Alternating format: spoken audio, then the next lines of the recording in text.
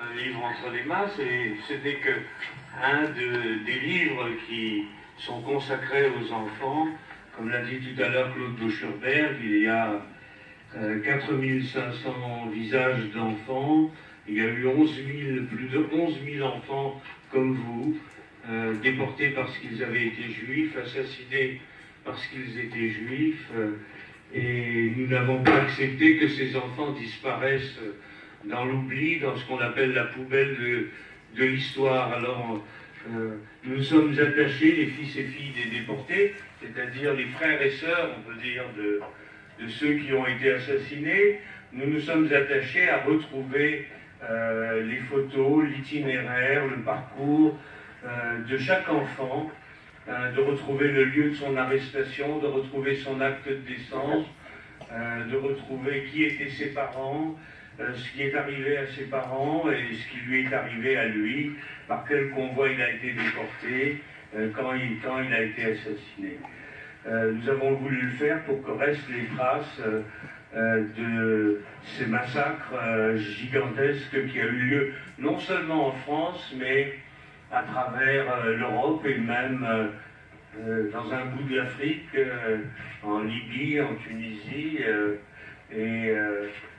donc nous avons réalisé que nous avions des grandes responsabilités et qu'il fallait les assumer parce que nous étions les enfants de ceux qui avaient été déportés.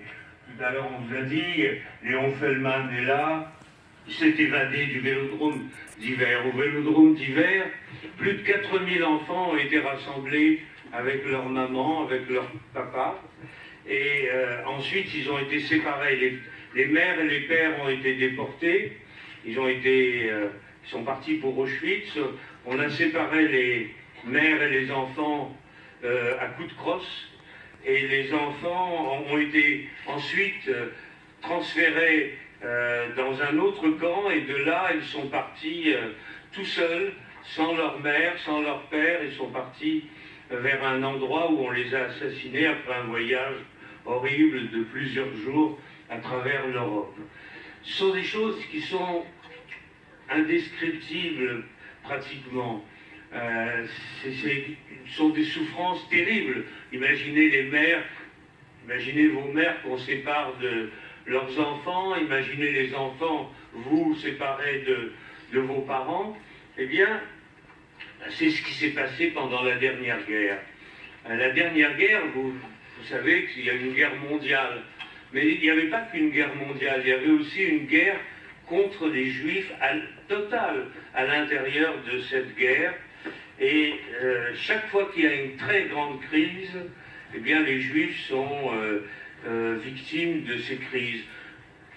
La plus grande crise qu'on ait connue en Europe, c'était la Grande Peste au XIVe siècle. Eh bien, la responsabilité de la Grande Peste au XIVe siècle, elle est tombée sur les Juifs. On brûlait les Juifs, on les massacrait à travers l'Europe.